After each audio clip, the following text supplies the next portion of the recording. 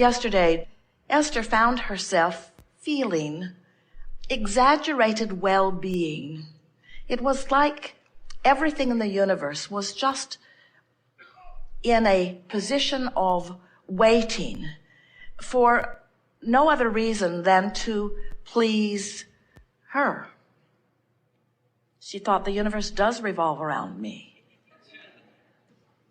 Do you think it's possible, no matter where you are standing or what environment surrounds you, that you could choose from whatever that localized buffet of life is, that you could choose in the vortex content no matter what? Well, then you know what source knows. So you are not needing a feathered nest in order to be vibrationally attuned to who you really are. Is that what you're saying to us? Yes. Do you like a feathered nest?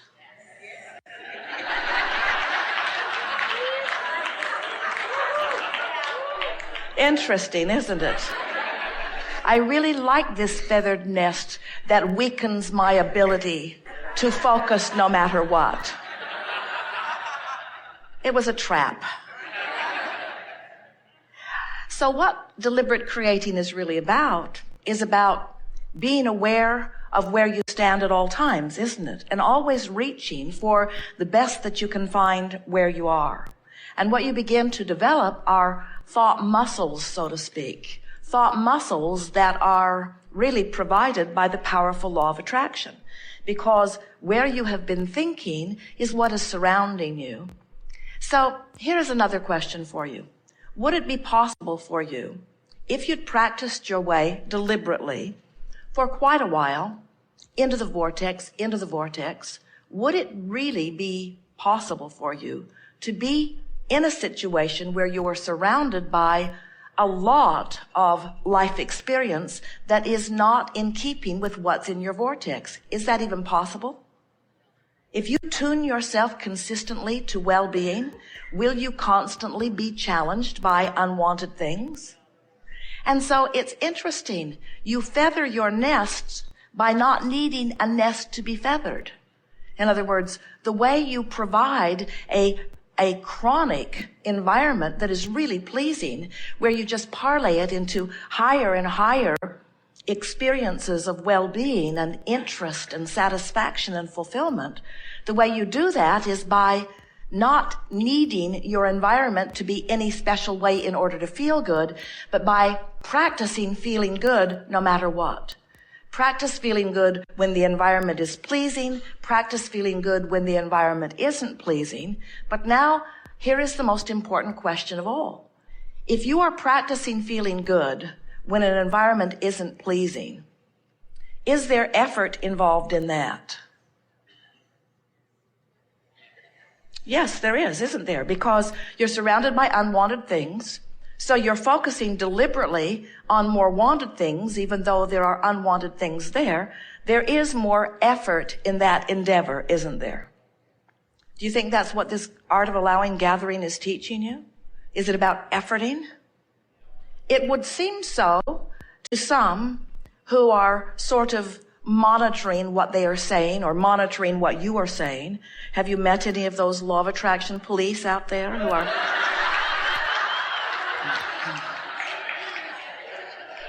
are watching your words and watching their words and pouncing on you if you should deviate from their version of what law of attraction is? But what we're wanting you to realize is there's efforting in all of that, isn't there? In other words, standing outside of what you want,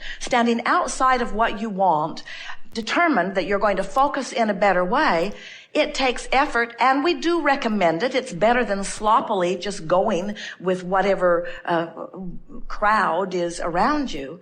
But the reason that we're playing with you in this distinct way is because when you are in the vortex, does it require effort to stay there, or as much effort to stay there? In other words, so if your quest is for ease, then your quest is for alignment or allowing. And if that really is what you are going for, if you have lowered the barricades from yourself, if you have set yourself free in the sense that you're not monitoring yourself, you're not beating up on yourself, you're not so diligent and efforting so hard to make sure that each and every step or thought or word is the right one, but instead you have this soft, flowing, free, good feeling of knowing the ease of well-being. We want you to adapt to not a lazy world, because you are ambitious, brilliant creators, but to a calm world, to a world of ease and flow, to a world where the laws of the universe do the work, and you accept as your work alignment with the currents. Alignment with the currents of well-being, alignment with the currents of creation, alignment with the currents of the vortex that you have tactfully created, alignment with who you really are, alignment, so that you move through this life experience somewhere in the vicinity of satisfaction and exhilaration, in that range. And as you decide that the majority of your efforting will be effort of appreciation. Those words don't even go together, do they? I'm going to make an effort to appreciate. Well, then you're not in the vortex, and it's not likely you're going to be appreciating much. But when you're in the vortex, appreciation just comes naturally, doesn't it, if you will allow it? So what we're really saying to you, you now know who you really are. You now are tuned to the energy of your vortex. You now have the ability to keep it going in that way. You now have the ability to feel when you deviate. You can feel when you align. You can feel when you resist. And so now it's smooth sailing for you forevermore. You never have to go back to that efforting, to that struggle. You never have to go back to that justifying and rationalizing and defending. You are powerful creators who have significantly and sufficiently enough aligned with enough time with the vortex of your creation. You now know what it feels like to be in alignment with who you are. And so now, from this day forward, the effort that you offer, effort isn't even the right word. The focus that you offer is focus toward more alignment, toward more appreciation, toward more words of positive aspects, towards more recognition of those who are co-creating with you, toward more appreciation of each and everything that surrounds you. Appreciation from what you know now and from who you now are is the key, the basis, the nucleus of that which you are. And as you align with it, those who are watching you are going to begin to notice extraordinary, extraordinary.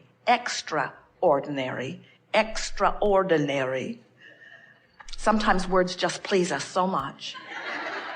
Extraordinary. In other words, there is no ordinary in the vortex. It's all extraordinary. The reason that we're putting it to you in that way is because what happens in that process of relaxing and releasing resistance and getting in that state of allowing is that the energy begins moving, but it's just the first steps of being inside the vortex.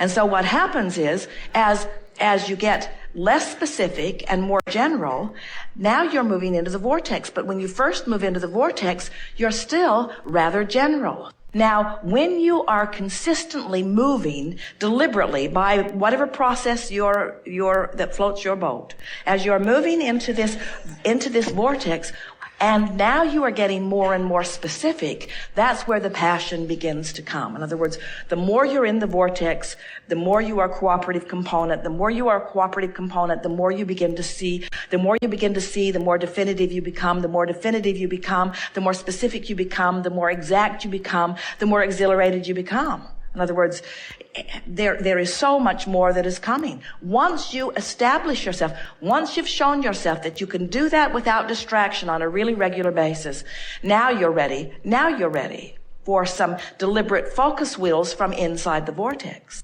Or anything that causes you to focus. We encourage affirming from inside the vortex. You take a deck of, these are affirmation cards, and this particular one is about money, attracting money. If you're in the vortex, I can see my world through the eyes of Source. That's really an uplifting. I can deliberately choose to feel better now. I already really feel good. You mean I can feel better? I can feel better than relaxed. I can feel better than relaxed. What feels better than relaxed?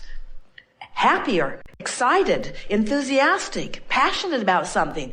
Now, you might not always say that, but we think, wouldn't you rather be passionate than relaxed? Wouldn't you rather be relaxed than overwhelmed? You'd much rather be relaxed than overwhelmed, but wouldn't you rather be passionately in love than just lightly amused?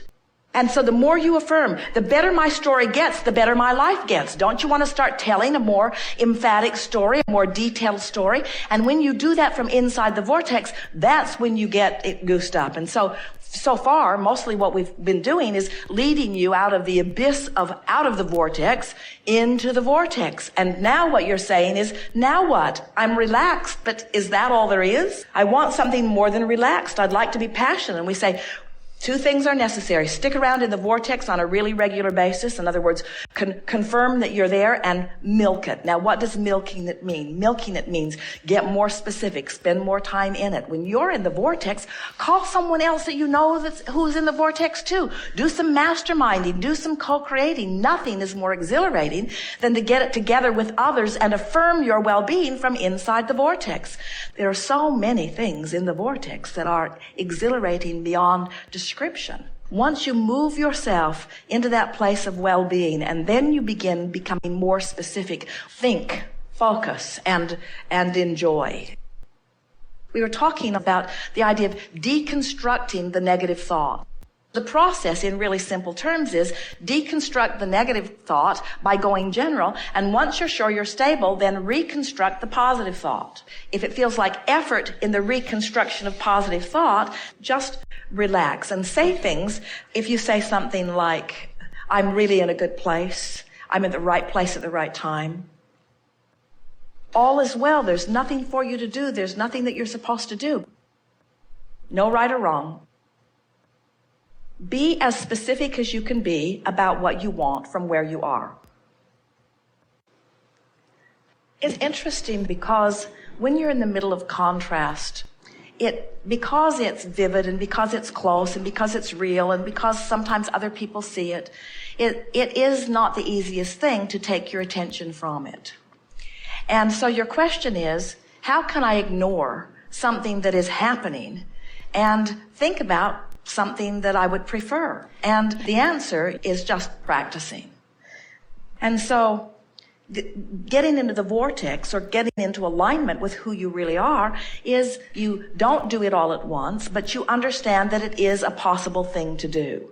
In other words, you understand that there is some place that you want to be that you currently are not, and you don't freak out, you don't turn around and run in the other direction, you don't have a meltdown. Instead, you just focus and you expect good things and you expect a path to open. And as you do, the resources, you see, what you want, where you're really going, is a vibrational match to who you are.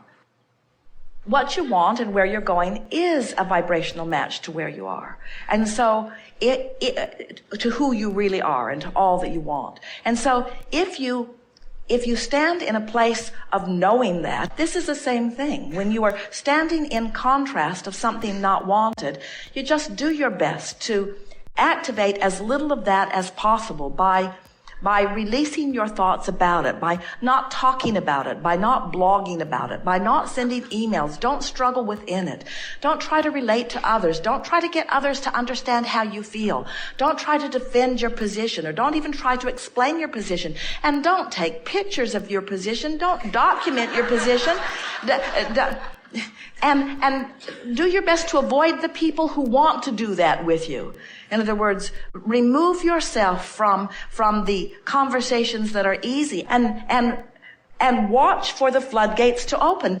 Just relax and you don't panic because it's coming. And then off you go, sailing right off into the sunset, right where you want to be.